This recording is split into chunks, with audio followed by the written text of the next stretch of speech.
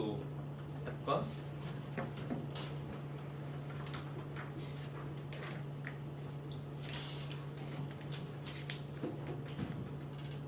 (4번) 문제. 4번은 지금 칸트랑 베카리아 비교하는 거예요. 기억은 틀린 이유가 그 동등성의 원리는 맞거든. 동등성의 원리. 자, 거기 동등성의 원리. 이거 누가 주장하는 거냐면 칸트가 주장하는 거야. 동등성.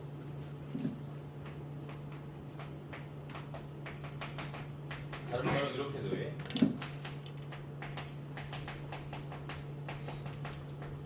공해보복. 공해보복 뭐야? 피해를 끼친 정도 있지. 그거랑 똑같은 양. 같은 양의 피해를 보복하는. 그러니까 이걸 저울의 평형 원리라고 하거든. 저울이 평형이 맞으려면은 살인이라는 이 범죄를 저질렀다면 베카리아가 얘기하는, 예를 들어서 베카리아가 이야기하는 이런 종신노혈증 같은 경우는 저울이 평형이 안 맞는 거. 평형이 맞으려면은 뭐밖에 없어? 사형밖에 없는 거. 인도주의적 동정심. 틀렸어. 뭐 불쌍한 거 이런 거 카트한테는 중요한 게 아닙니다. 그래서 기억은 애초에 다른 거 틀린 거고. 니은 범죄자는 법률로 규정된 형벌을 통해 고통을 부과받을 수 있다. 얘들아 뭐 얘기하는 거야? 이거 죄형 법정주의 모두의 공통점. 법률을 통해. 그 다음 이거 공적 정의 미출. 공적 정의 실현. 이것도 공통점. 리을 지속도 미출, 일시적 강도 미출. 지속도를 상징하는 거 뭐? 정신노역. 강도를 상징하는 것 사형. 그래서 이런 정신의 더 큰 효과, 형벌이 더 큰 효과를 누리려면은 강도가 아니라 지속도가 맞다. 5번 문제.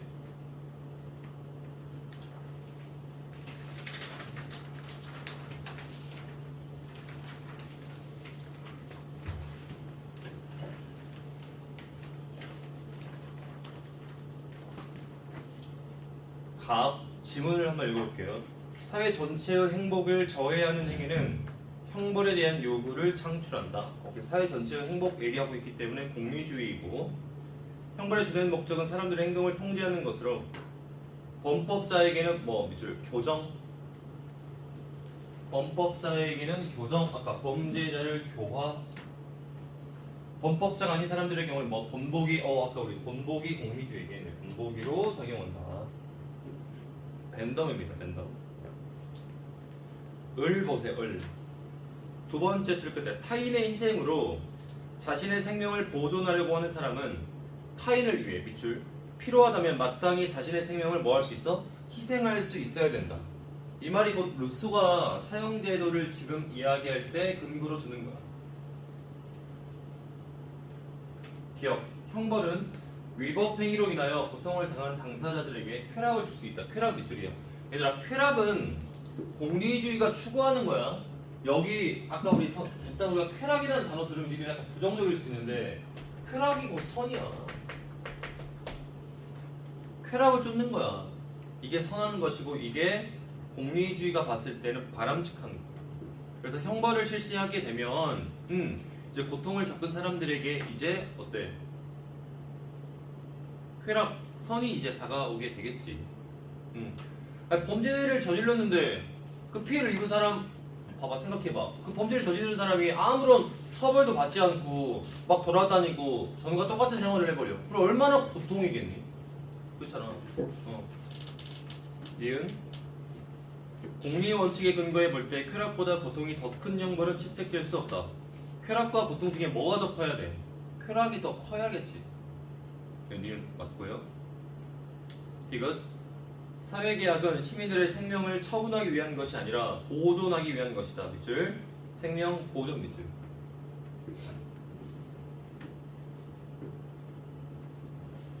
우리 아까 선생님 사회계약서 얘기할 때 개인의 생명을 뭐 하기 위해서? 보호하기 위해서 사회를 만든다고 그랬지. 그러면 이런 거지. 이해해보자.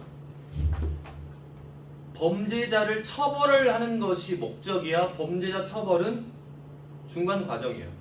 중간 과정이에요. 범죄자를 처벌을 통해 가지고 어때 그 이후에 사람들의 생명과 안전을 보호하는 거죠.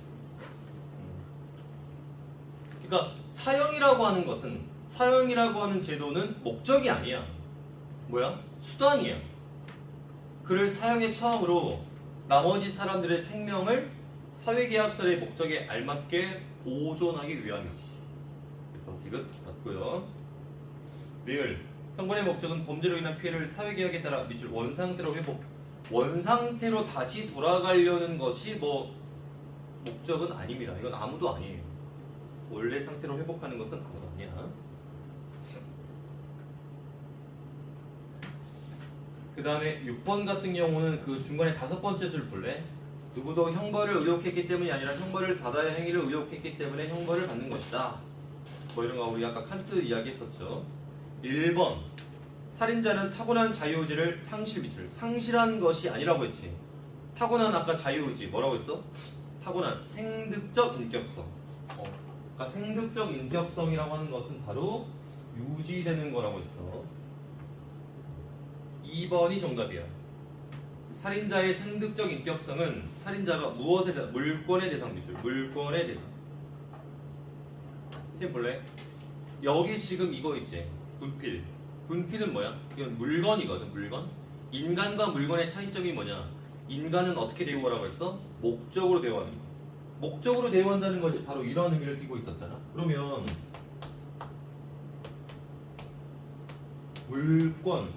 물건이거든. 이 분필은 지금 나에게 뭐지? 수단이야. 도구야. 인간 아닌 존재는 우리에게는 다 뭐냐면 물건은 다 수단이고 도구야. 그러니까 물건이라고 하는 것은 수단으로서의 권리, 도구로서의 권리 이런 거 얘기하는 거야. 그러니까 인간을 목적으로 대우하는 것은 이런 행위에 따른 아까 사형을 책임지는 거라고 했지. 그러면 이렇게 도구화 수단화시키지 않는다라고 보는 거야. 인간을. 그래서 물권화시키는 것으로부터 어때? 방어 막아준다. 3번 주의하세요. 응보에 의한 형벌 집행이 시민의 행복과 이익 증진에는 전혀 기여할 수 없다. 우리 생애는 이런 걸 조심해야 돼요. 그러니까 이런 거를 마지막 끝까지 계속 우리가 같이 봐야 되는 건데, 자 보세요. 응보에 의한 형벌 집행 일단 여기서 끊어봐. 이거 칸트 그 OX 5거든? 주장하는 거야. 근데 중간에 봐. 시민의 행복과 이익 증진. 자 체크. 시민의 행복과 이익 증진은 누가 목표로 하는 거지? 공리주의가 목표로 하는 거야. 공리주의가. 뒷부분 전혀 기여할 수 없다. 자 칸트도 응보에 의한 형벌을 집행을 하게 되면 이렇게 될 수도 있다고 봐. 범죄자를 교화시키고 범죄를 예방을 하고 분보기를 보여주고 막 이러한 것들이 일어날 수는 있다고 봐. 단 칸트한테는 이런 것들이 형벌을 실시하는 목적이 될 수는 없어. 그러니까 기여할 수는 있지만 그것이 칸트가 생각하는 정의 실현은 아니야. 알겠지? 그래서 여기 보면 전혀 기여할 수 없다. 너 옳게 고치면 어떻게 될까? 기여할 수는 있으나 그것이 집행의 목적이 될 수는 없다 라고 바꾸면 돼.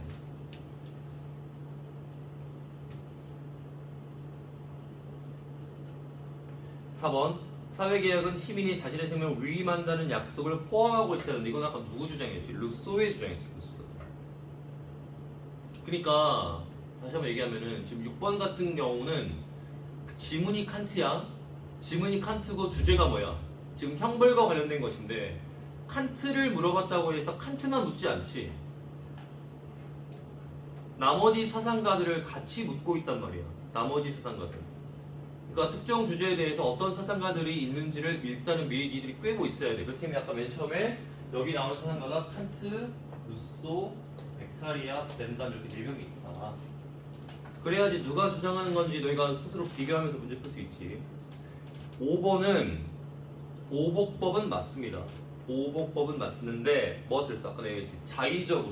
자의적으로 처벌하는 것은 반대야. 넘어갑니다. 7번.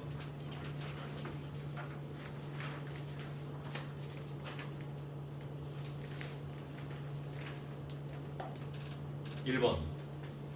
A. 벤담이 베카리아에게. 자, 일단 문제 보기 전에 벤담이랑 베카리아의 공통점이 뭘까? 공리주의. 그러면 둘의 공통점, 공리주의 측면으로 나왔으면은 1번은 정답이 될 수가 없는 거야. 1번.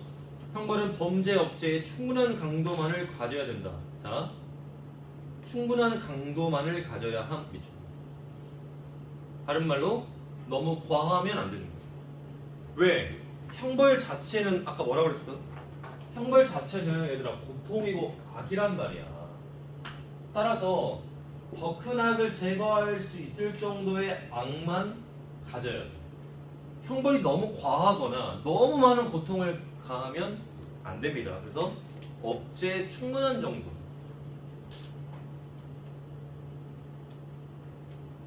그 다음 2번 AF. 형벌이 초래할 폐해가 예방할 폐해보다 더 커야 된다. 자, 여기 보면 형벌이 초래할 폐해 밑줄, 예방할 폐해 밑줄.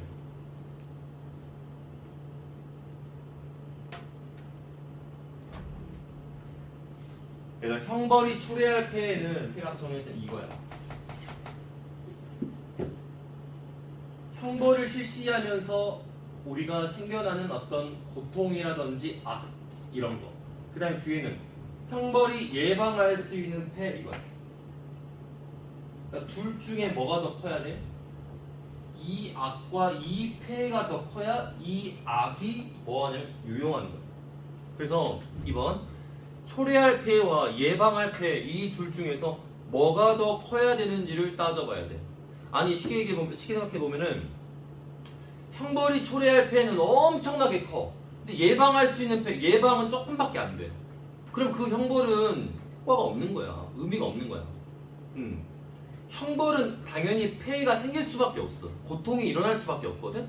그러나 이 형벌이 실시되면서 생겨나는 어떤 고통과 폐해 일어날 수밖에 없지만 이걸로 우리 사회에 일어날 수 있는 엄청나게 많은 고통과 피해와 폐해를 미리 사전에 이걸로 막아낼 수 있다면 이 형벌의 폐해는 우리가 용인할 수 있다. 두 가지를 비교해서 보고 말을 잘 읽어봐야 돼. 이 선지가 뭐가 더 크다라고 지금 물어보고 있는지를. 2번은 공리주의 주장 자체가 틀린 거야. 2번의 비리. 사형을 비롯한 모든 형벌은 인간을 개선시키지 못함을 간과한다. 지금 3번은 베카리아 주장인데 베카리아가 사형제도를 반대한다고 해서 3번처럼 이야기하는 것은 아니에요. 그리고 사형을 비롯한 모든 형벌 안에 종신노역형도 들어있지. 3번은 베카리아 주장 자체가 아니다. 4번 우리 아까 했지. 형벌 받기를 의욕? 아니야. 형벌 받기를 의욕하는 사람이 없어. 형벌 아까 형벌과 형벌을 받을 행위 이거 두 가지를 비교했었지. 5번이 정답.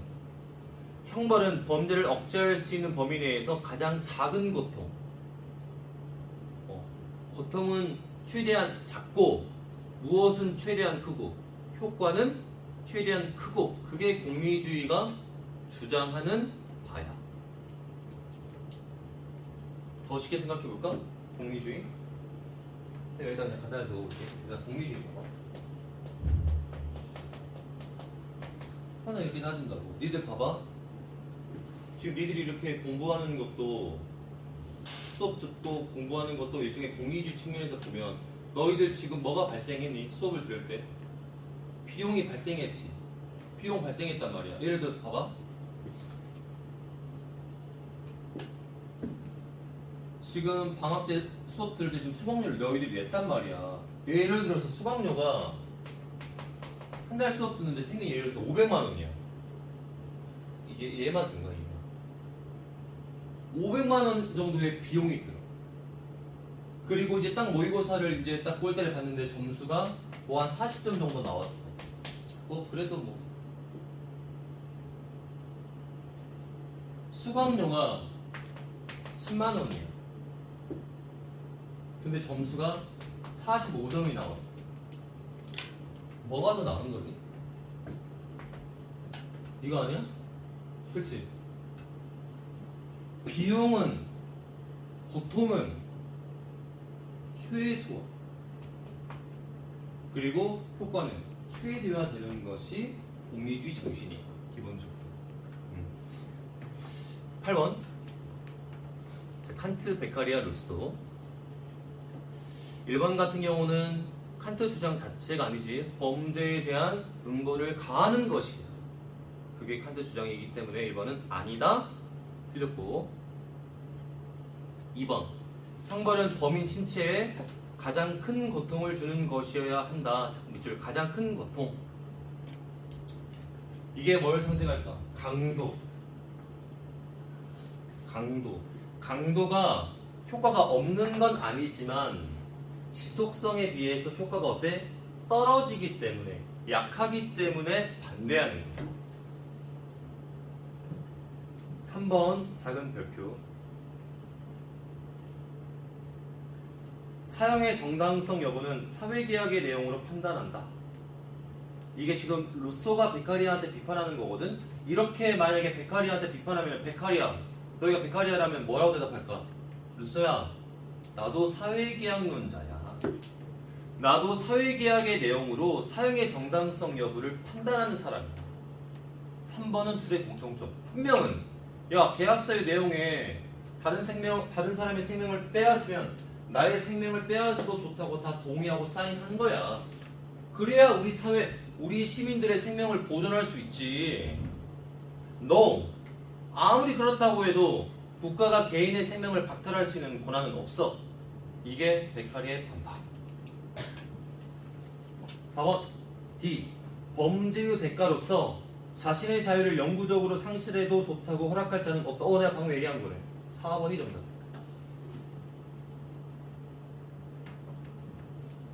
5번의 밑줄은 시민적 인격성. 얘들아, 아까 칸트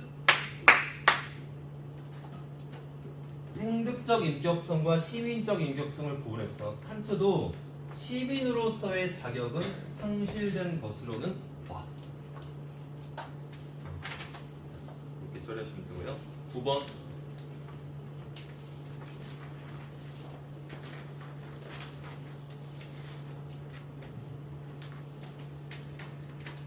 답은 베카리하고 의련 지금 칸트.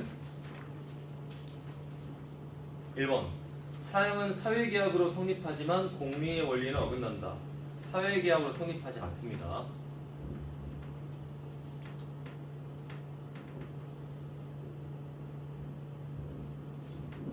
2번 수용자에게 주는 고통의 합은 사형이 종신노역형보다 크다. 여기 지금 수용자는 지금 살인을 저지른 자로 보면 되고, 그 사람에게 주는 고통의 합이 뭐 사형이 종신노역형보다 더 크다. 이렇게 지금 무슨 고통의 합으로 뭐 이야기하는 거 베카리아 입장 아니거든. 그래서 이거는 사형이 종신노역형보다 더 크다. 틀렸어.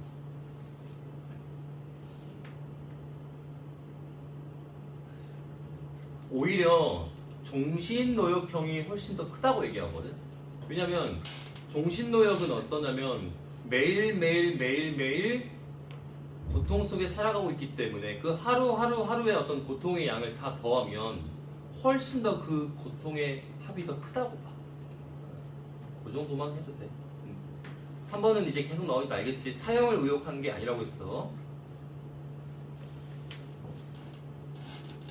이제 4번 선생님이 얘기 안 해도 알겠지. 그의 행위에 책임을 지는 자율적 존재다. 그를 수단시 대하는 거야? 그를 목적으로 대우하는 거야? 그를 목적으로 대우하는 거야. 목적으로.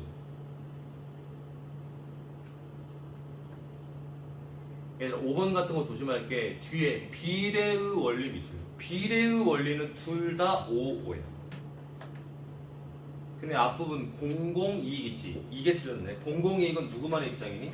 베카리아만의 입장이니.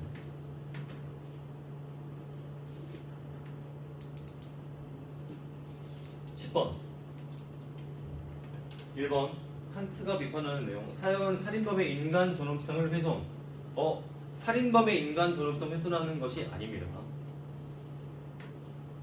2번 범죄자는 형벌을 받아야 할 행위를 원했기 때문에 형벌을 받는 것이다. 2번이 베카리아가 이런 식으로 얘기하는 거 아니지. 칸트의 주장이네 2번은. 3번 루소가 베카리아에게 사형은 사회계약을 통해 성립될 수 없지만 아니야, 성립될 수 있어. 4번은 지속도와 강도가 바뀌었죠.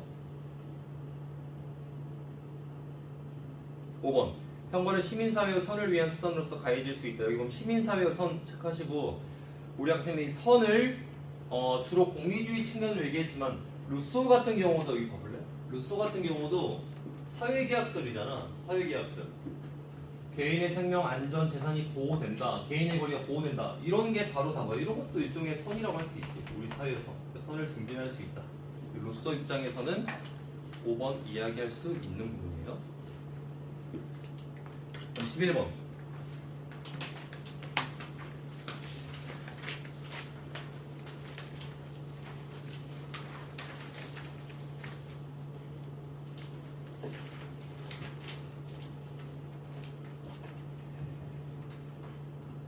자, 11번의 기억. 국가가 사형제를 채택하는 것은 공적 정의에 부합하는가? 국가가 사형제를 채택하는 것 유일하게 주장하는 사람은 칸트. 기억은 맞고. 니은 사형은 시민의 생명을 보존하는 수단으로 행해져야 되는가? 이것에 대해서 누가 주장하는 거야? 루소. 이거 정답 조금 잘못됐다. 쌤 이거 그때 11번에 몇 번이라고 했니? 5번? 3번?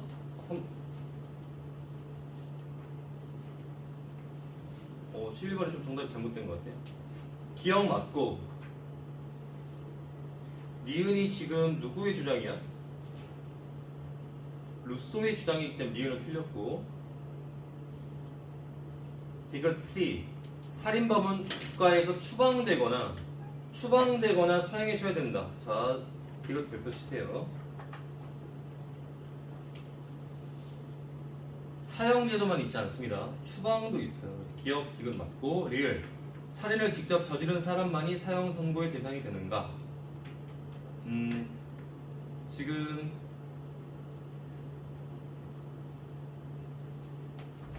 잠깐만, 이게 지금 뭐가 좀 잘못된 것 같은데. 잠깐만.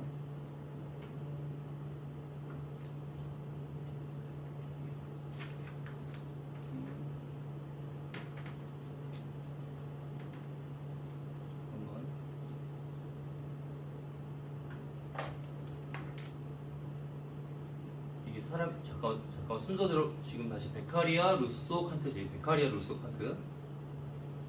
기억부터 다시 해보자. 소리. 지금 사형제를 채택해가지고 공적 정의에 부합한다라고 하는 사람은 누구야? 루소랑 칸트지? 루소랑 칸트. 을이랑 병이니까 갑이 지금 틀렸네. 기억 안 되고. 그 다음 니은. 사형은 시민의 생명을 보존하는 수단이냐라고 하면 루소가 지금 맞고 칸트가 아니기 때문에 니은 맞네. 디귿 살인범은 국가에서 추방되거나 사형에 처해져야 되는 것. 디귿 오케이. 루소 주장으로 맞아. 리을의 작은 별표. 정답이 3번인데 3번 정답 3번. 살인을 직접 저지른 사람만이 사형 선고의 대상이 되는가? 지문으로 올라가 보세요. 재판관의 사형 선고는 엄격한 무슨 법? 보복법에 따라 내려진다. 살인을 했거나 여기까지, 그리고 또 그것을 명했거나 그에 협력했던 살인자는 모두 사형에 처해진다.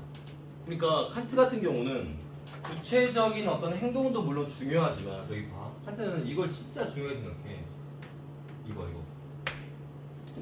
그러니까 여기에 가담하거나 이걸 명령했던 사람들 모두 다 이 자유의지가 그 살인에 거의 동조했다라고 보기 때문에 직접적으로 저지른 행위뿐만 아니라 그 행위에 이르게 한 어떤 의지 측면도 모두 다 처벌하는 거예요. 뭐 어떻게 보면 좀 가혹하긴 하지. 그래서 리을 별표 치고 정리해 주세요.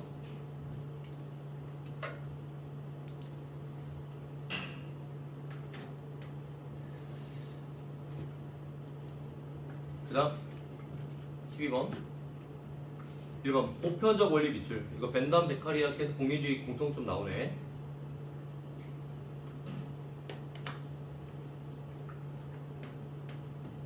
(2번) 사형은 사회계약의 근거에서 집행되어야 한다.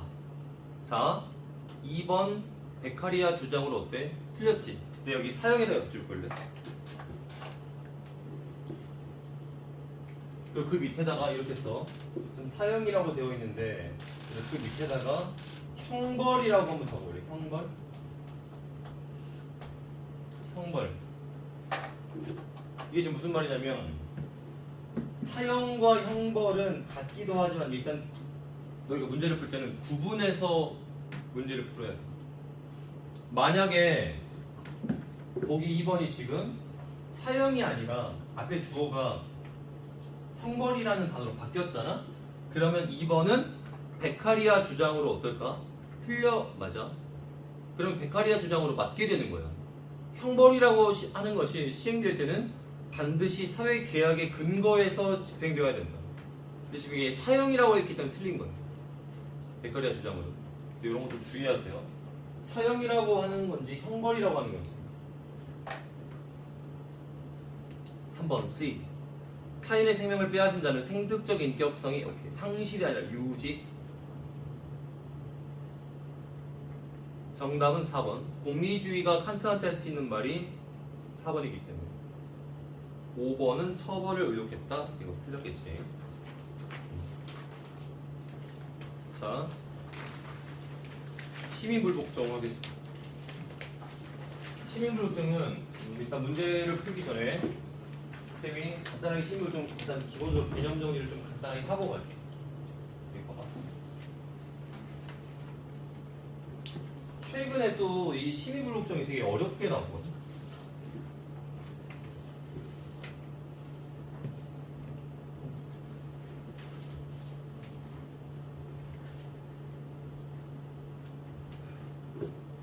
자, 따로 좀 할게.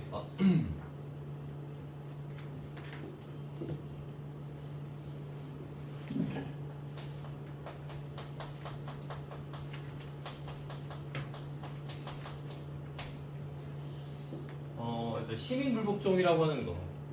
이 시민불복종이 결국 최종적으로 이 행위가 이건 어떤 행위니까 복종하지 않는 거야. 시민들이 뭔가에 대해서 복종하지 않는 건데 이것이 궁극적으로 지향하는 바는 뭐냐면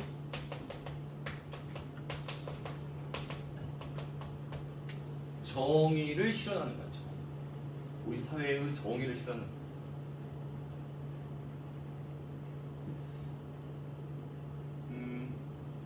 횡단보도 빨간불이면 건너면 안 되지. 파란불에 건너야 된단 말이야. 오케이. 다른 사람에게 어떤 위해를 가하면 안 된단 말이야.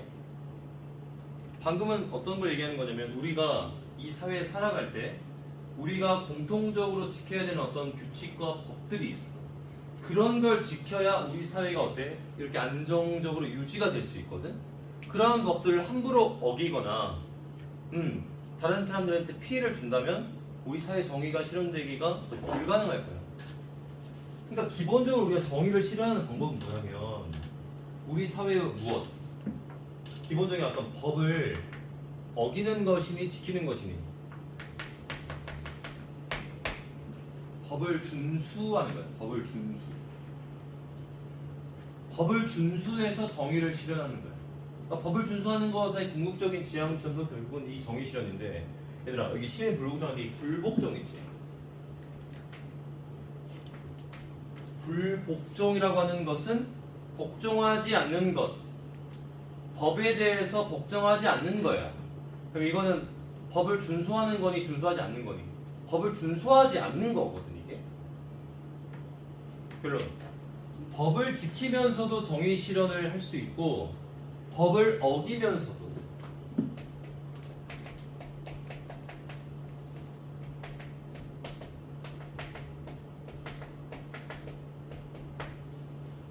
위법한 행위를 하면서도 정의를 실현해 갈 수 있어. 그러니까 딱 겉으로 봤을 때는 두 행위는 정반대되지만 지향점은 하나야. 정의 실현. 따라서 시민불복종은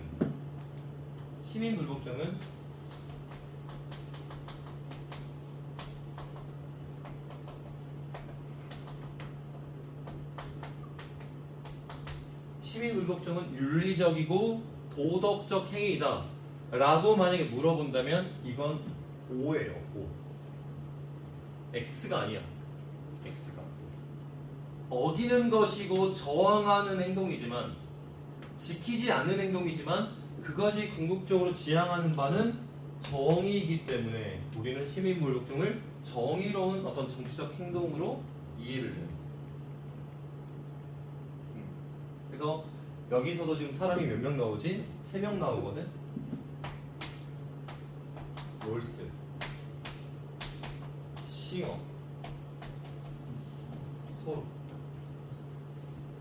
3명. 롤스, 싱어, 소로 이렇게 3명 나오는데 당연히 제일 중요한 사람은 롤스야. 싱어, 그 다음 소로는 나오 안 하긴 좀 그렇고 근데 얘가 나오면 좀 덥거든? 근데 안 할 수는 없고 근데 얘를 하는 이유는 나머지 2명을 더 이해하기 위함이야.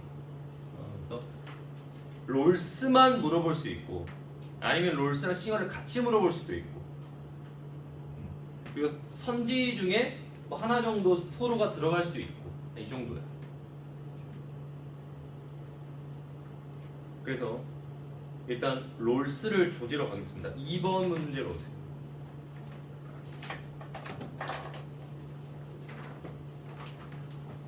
조금 하고 예, 롤스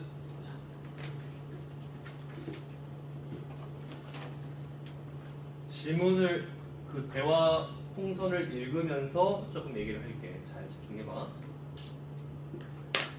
시민불복종을 흔히 법이나 정책의 변혁을 가져올 목적으로 행해지는 공공적이고 비폭력적이며 양심적이긴 하지만 법에 반하는 정치적 행위라고 정의하고자 합니다. 자, 일단 여기서 중요한 것들이 대단히 많이 나왔거든. 대단히 많이 나왔는데 일단 중간에 변혁에 미치고 있어요. 변혁.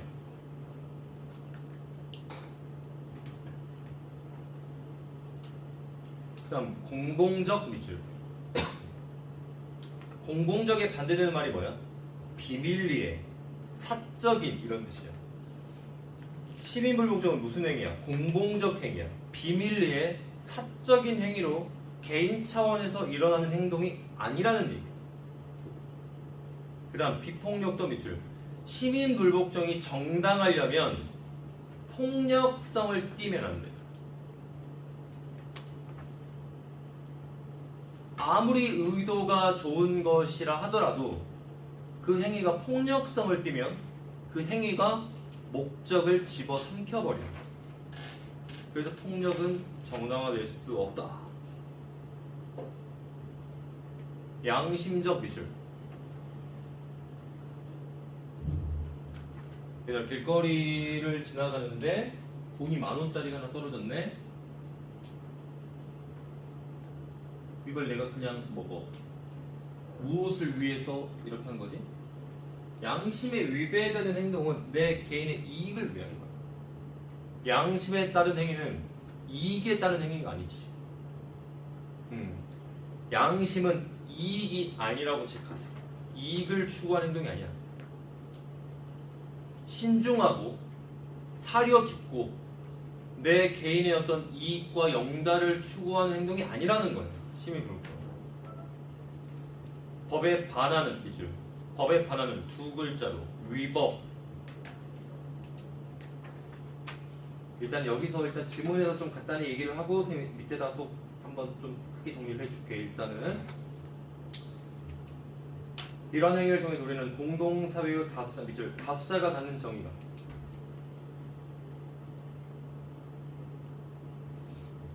이런 것을 나타나게 되고 우리의 신중한 견지에서 볼 때 자유롭고 평등한 인간들 간의 사회협동체의 원칙이 존중되지 않고 있음을 선언하게 됩니다. 밑줄은 그 원칙이 밑줄이야. 그 원칙이 바로 뭐냐면 롤스가 이야기하는 자 우리 첫 번째 시간에 아주 자세하게 했던 그 롤스의 정의의 원칙 있지. 그것이 여기 시민불복 정의도 나와요. 이 원칙은 정의의 원칙. 기억나니? 무슨 평등한 자유의 원칙, 기회균등의 원칙, 무슨 차등의 원칙 이런 거 있었지? 이런 거 얘기하는 거야. 아니 정의 원칙이 지켜지지 않고 있어 우리 사회에 지금. 그걸 지금 안 지키고 있기 때문에 와 이거 진짜 문제가 큰데? 야 우리 시민불복 해야겠는데? 우리 다수가 이런 정의감을 보여줘야겠는데? 라고 하는 거야. 이러한 정의 원칙에 대한 한 가지 예비적인 설명을 하자면 시민불복 행위가 항의 대상이 되고 있는 바로 그 법을 위반하라는 요구를 하지 않는다는 점입니다. 일단은 보기로 와보세요. 1번 시민불복종은 헌법이나 개인의 양심에 의거해야 정당화 가능하다. 여기서 밑줄은 헌법이야. 유의는 개인의 양심이지. 개인의 양심에 위배다. 내 개인의 양심을 딱 들어봤는데 문제가 큰데 이거? 시민불복 해야겠다 라고 이야기하는 사람은 서로야. 서로. 롤스는 개인의 양심만 보지 않아. 쉽게 얘기하면 이런 거거든. 내가 만약에 시민불복 해야겠다 라고 판단이 되어가지고 그냥 나 혼자 딱 들고 일어나. 이건 서로. 나의 양심에 지금 위배되는 것 같은데 잠깐만 우리 친구들, 우리 공동체, 우리 반 친구들이 어떻게 생각하는지 딱 물어봤는데 야 너도 그렇게 생각해? 야 우리 그럼 다 같이 의견을 모아보자. 그래서 동시에 다수자가 같이 일어나는 게 롤스. 개인으로만 롤스는 이야기하지 않아. 여기도 정답은 2번이거든. 일단은 부정의한 법이라도 일정한 한도를 벗어나지 않는다면 따라야 된다. 일단은 따라야 한다고 얘기해. 요거 이제 답 체크해 쌤이 한번 설명해 줄게. 그 다음 3번 시민불복은 입헌체제를 변혁시키려는 개인 신념에 따른 행위다. 밑줄은 입헌체제 밑줄, 변혁 밑줄. 우리 아까 올라가서 지문의 맨 첫 번째 줄에 변혁이라는 말 나오지. 변혁을 시키려고 할 때 무엇을 변혁시킨다고 되어 있어? 거기 지금 보면 법, 정책 밑줄. 그리고 3번의 체제 밑줄. 이제 정리를 한번 하겠습니다. 요거 정리를 좀 잘해도 그 밑에 아예 여백 큰 여백으로 와. 거기다가 지금 정리할 거예요.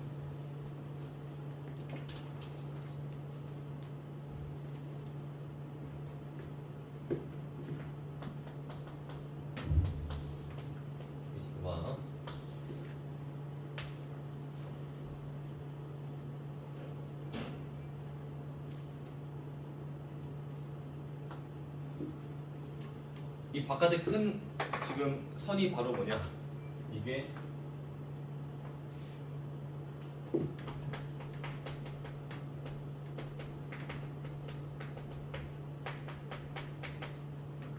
사회 체제, 사회 구조예요.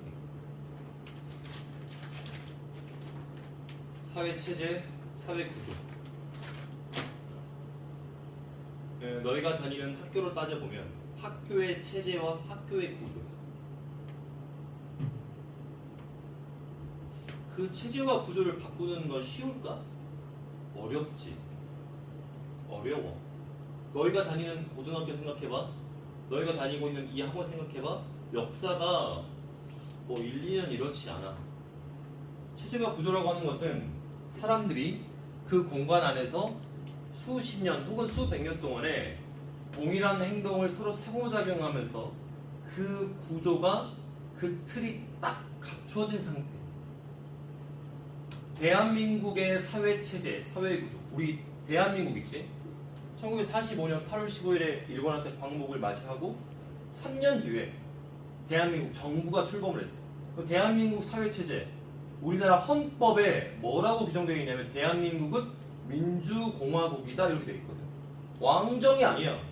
대한민국의 주권은 누구한테 있다고 그러지? 국민들 개개인에게 있다고. 너희가 우리 대한민국의 주인이거든. 너희가 주인으로서의 권리를 행사하면서 살아가는 거야. 그러니까 우리의 대표자를 위에서 그냥 내리꼽아서 하는 게 아니라 우리가 직접 뭐하니? 선출해서 투표해서 우리의 의사를 반영하거든. 이게 대한민국 체제야. 대한민국 구조야. 아까도 얘기했지만 조선시대나 고려시대나 옛날에 막 신라시대는 못 그랬거든. 그런 사회체제가 아니었어. 오케이, 일단 이해했니? 이러한 체제와 구조는 무엇이 규정하냐면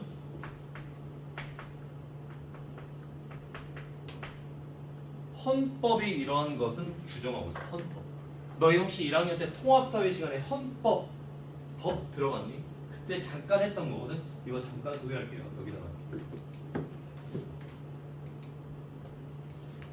이게 이제 법의 위계라고 해요. 법에도 높고 낮은 서열이라고 하는 게 있어. 가장 꼭대기에 있는 법이 있거든. 이게 바로 뭐냐면 이게 바로 헌법이야. 헌법은 법의 법, 법의 최고 규범이 바로 헌법이에요. 가장 상위에 있는 거예요. 그래서 얘를 기준으로 해가지고 그 아래에 있는 많은 수많은 법들이 만들어져. 국회의원들이 국회에 모여가지고 뭘 만들지? 법을 만들거든. 법을 만들어. 그 법을 뭐라고 하냐면 그 법을 법률이라고 불러요. 이 법을 뭐라고 해요? 법률.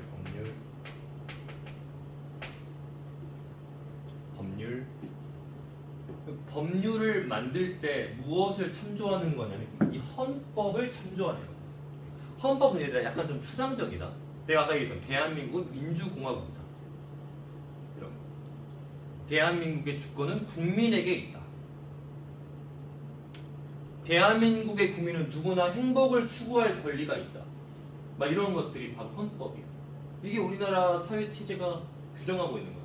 야, 북한의 아마 헌법을 한번 살펴볼까? 북한의 헌법에는 조선민주주의의 인민공화국의 주권은 인민에게 있다. 이런 말 있을까? 무슨 개소리야. 그런 거 없어. 거기는 정은이 세상이야. 그러니까 그런 사회 체제와 구조에서 사는 국민들은 어떨까? 불쌍한 거야. 그러니까 사람이 어떤 사회 체제와 구조를 만나는지에 따라 다른 거거든. 다행히도 우리나라는 민주주의를 규정하고 있다. 이게 다 어디에 적혀 있다고? 헌법에 적혀 있는 거야. 이걸 참고해서 법률을 만드는 거고, 또 그 아래에 여러 가지가 있는데, 그 예시를 들면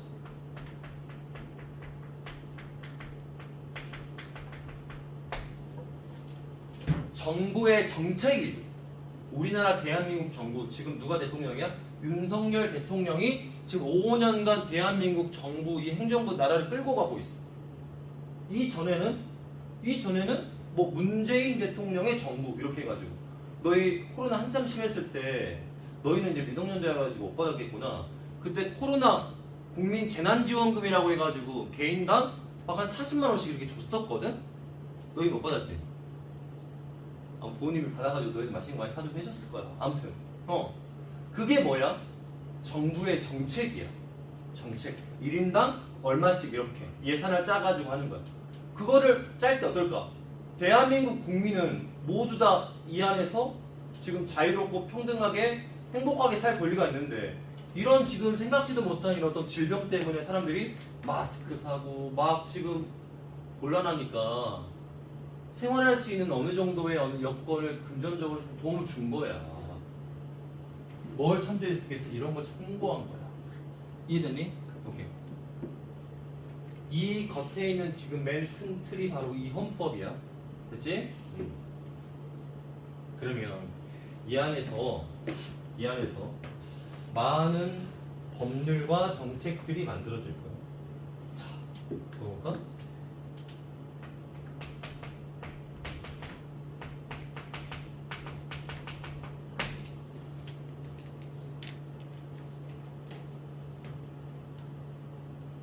아주 심플하게 접근해 볼게. 봐. 아주 심플하게. 우리가 살고 있는 사회 체제 무엇을 지향하기 여기 헌법에 뭐가 적혀 있겠어? 정의가 적혀 있어.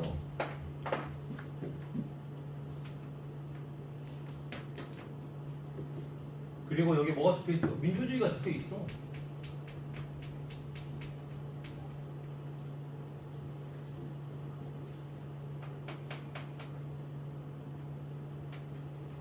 그러면 이러한 정의로운 헌법과 민주주의 헌법하에서 만들어지는 법률과 정책은 기본적으로 무엇을 지향하고 담고 있겠니? 당연히 이런 거 담고 있지 않겠니? 그래서 거의 대부분의 법률과 정책은 정의로워. 우리가 일상적으로 살아가면서 지키는 것들이 다 이런 것들이야. 그럼 이러한 것들은 우리가 뭐 하면서 살아야 돼? 어기고 살아야 돼? 지키고 살아야 돼? 지키고 살아야지. 이런 것들은 우리가 당연히 준수하면서 살아가야 되는 거야.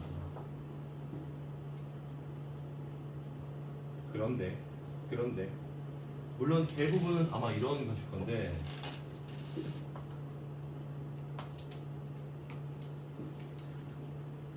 어떠한 법률과 어떠한 정책이 있을 수 있냐?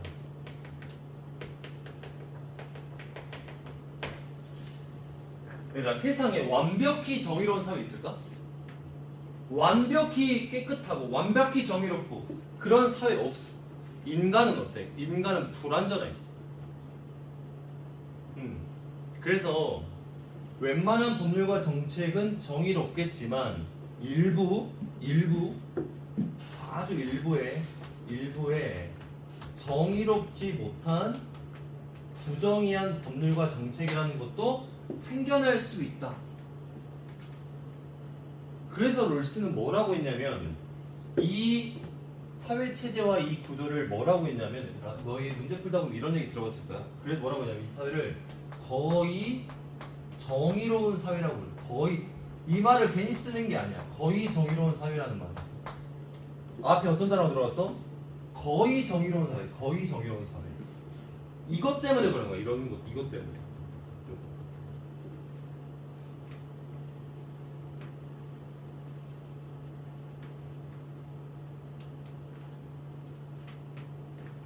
근데 이 일부 부정의한 법률과 정책도 이 안에서 몇 개로 쪼개지냐면 2개로 쪼개져.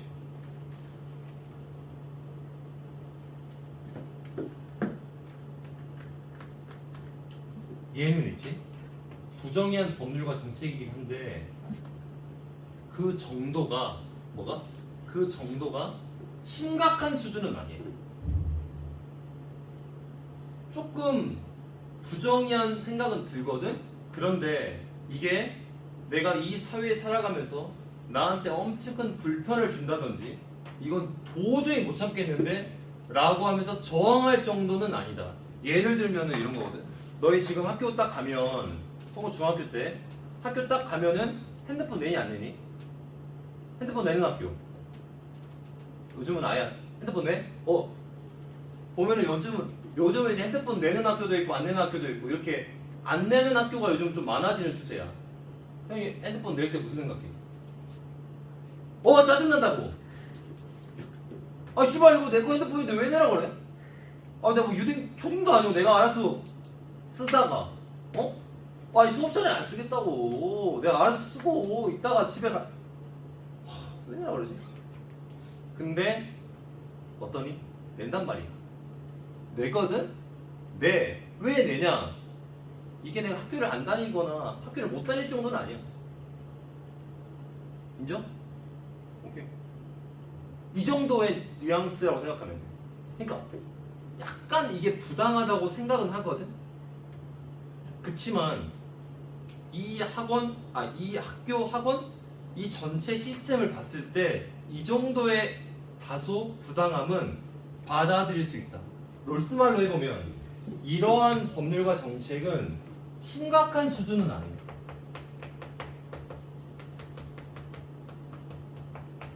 심각한 수준은 아니기에 롤스는 무엇하라고 하냐면 이 부정의한 법률과 정책은 준수해야 한다라고 얘기해요. 그래서 다시 얘들아 문제 2번으로 가보면 2번에 2번 부정의한 법이라도 뭐라고 돼 있어? 일정한 한도를 뭐 하지 않는다면 벗어나지 않는다면 뭐 해야 된다? 오케이 준수해야 된다. 이게 그 정답이에요. 자 그러면 이제 여기로 갑시다.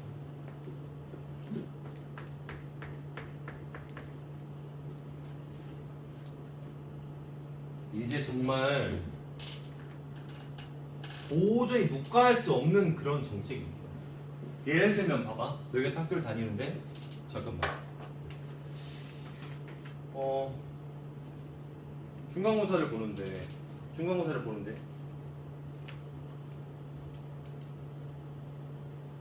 반에 공부 잘하는 애들 상위 10등 반에서 혹은 경제적으로 부모님 어떤 뭐 직업이나 연봉 이런 거 조사해가지고 상위 10등 안에 든 애들은 중간고사를 한 3번 정도 볼 수 있게 해줘.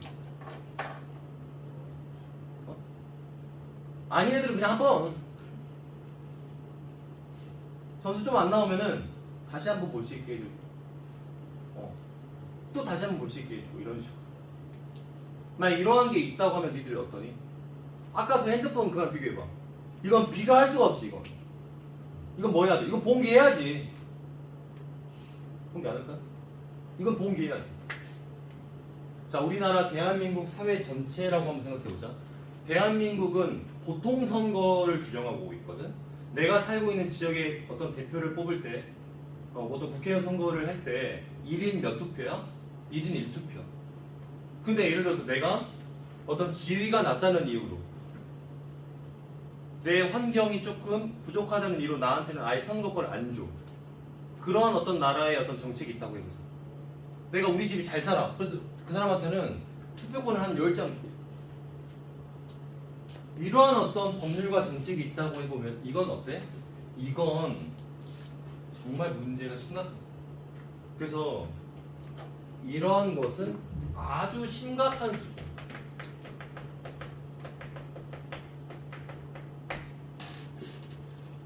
이건 심각한 수준이기 때문에 이건 지키는 거니 어기는 거니 이건 준수하지 않는 거고 이 법에 대해서 이제 뭐가 생겨나는 거냐면 여기에 대해서 이제 불복종이 생겨나는 거야. 그러니까 어찌 보면 이 거의 정의로운 사회 안에서 일종의 정말 어찌 보면 좀 돌연변이 같은 법률과 정책이 있는 거죠. 얘만 없다면 우리 사회는 어떨까? 정말 정의로운 사회가 될 건데 얘 때문에 지금 문제가 생기는 거거든. 그래서 롤스는 어떻게 하는 거냐면 이 법을 지키는 거야, 지키지 않는 거야? 지키지 않는 거야. 지키지 않는 거거든. 불복종 뭐 하는 거야? 저항하는 거야, 저항. 저항해가지고 이 법을 가만히 이렇게 내버려 두는 것이 아니라 이 법을 뭐 하는 거야 이제? 수정. 또 아까 위에 있는 말로 뭐 변형.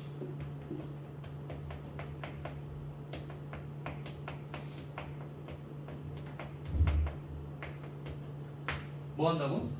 변화시키고 개혁시키고자 해. 무슨 법으로? 쉽게 얘기하면은 이런 정의로운 법과 정책으로 이제 변화시키고자 한단 말이야.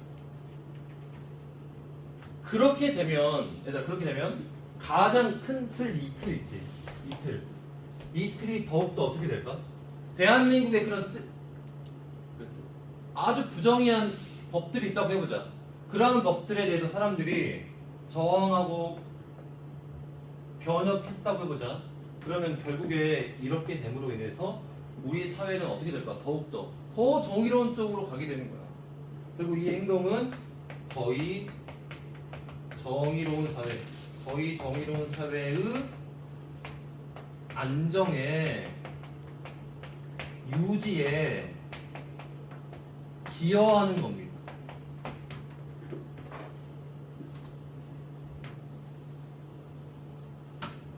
보통 개념책 이런 거 보면 다 이렇게 정리 안 돼 있어.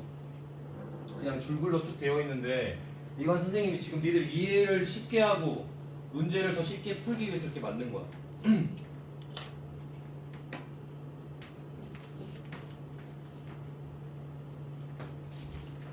그럼 이거 해볼게.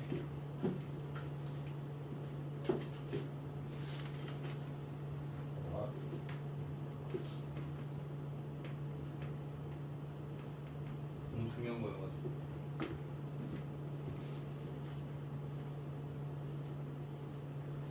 그러면 이게 있어. 이 법이라고 하는 것이 지금 어떤 수준이야? 정의롭지 않은 정도가 너무 심각하다고 했지. 그럼 이게 심각한지 심각하지 않은지 다 심각한 수준인지 심각한 수준이 아닌지를 뭐 해야 되겠어? 판단하려면 이걸 판단하는 뭐가 있어야 되냐면 기준이 있어요. 판단 기준. 그 판단 기준이 바로 뭐냐면 롤스가 이야기하는 정의 원칙이야.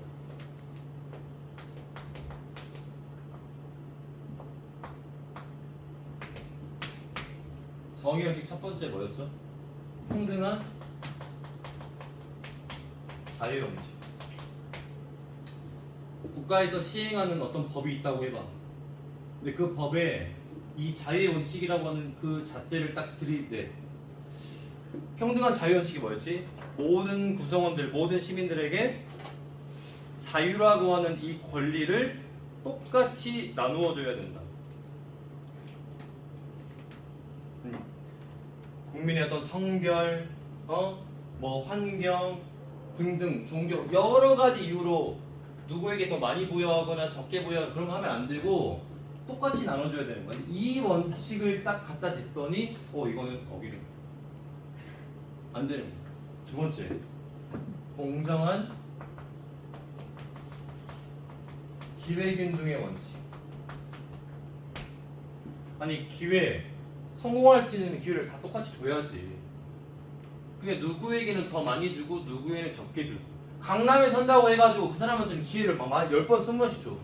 근데 어디 시골 어디 농촌에 산다고 해서 그 사람들한테는 너 그냥 거기 시골 농촌에 평생 살아. 너 뭐 이런 식의 뭔가 정책이 있다고 해보자. 이건 어때? 이건 완전히 심각한 부정의를 일으키는 법. 안 돼. 그래서 세 번째가 뭐였지?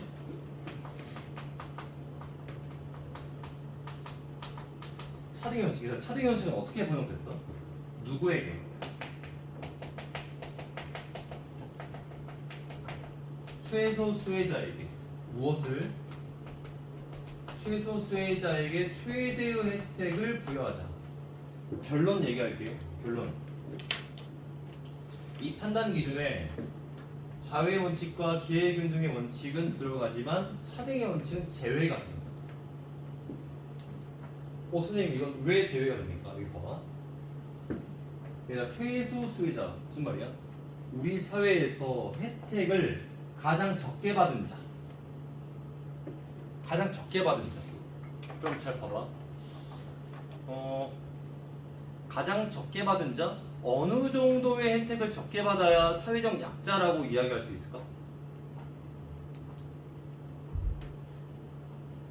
반지하 살면은 다 사회적 약자인가? 반지하 사는데 막 벤츠 끌고 다녀. 사회적 약자니? 아니 고층 빌딩 사는데 고층에 사는데 막 빚이 막 10억이야. 사회적 약자라고 하는 것도 최소 수혜자라고 하는 것도 사회마다 어떨까? 이 판단하기가 되게 어려워. 쉽게 얘기하면 주관성이 좀 많이 들어가. 뒤에 있는 부분 그에게 최대한의 혜택을 부여하자. 이것도 마찬가지. 어느 정도의 혜택을 부여하는지가 최대한 혜택이냐. 자유의 원칙과 기회균등의 원칙은 이 기준을 딱 갖다 대. 그러면 이 법과 정책이 이걸 지키고 있는지 이걸 어기고 있는지 얘네들은 객관적인 파악이 용이하다. 근데 차등의 원칙 같은 경우는 이건 주관성이 많이 들어가기 때문에 이건 객관적 파악이 좀 힘들어. 애매해. 그러니까 이건 어떤 법과 정책이 부정의하다라고 판단할 때 그 판단 기준에서 애초에 제외를 시켜버려. 그래서 4번. 그래서 2번에 보기 4번.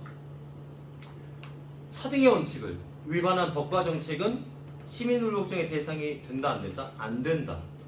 이건 심각한 부정의를 일으킨다라고 판단할 수가 없다. 이렇게 합니다. 동그라미 5번. 시민불복종은 다수의 정치인에게 북한에서 행사하는 공개적 호소이다. 공개적 호소는 맞지만 다수의 정치인들에게만 호소하는 것 아니야. 5번은 그냥 뒷부분, 공개적 행위라고 하는 부분만 체크하세요. 여기서 조금만 더 하면 되거든. 근데 이제 시민 씨는 가져야 될 것 같아요. 10분 주세요.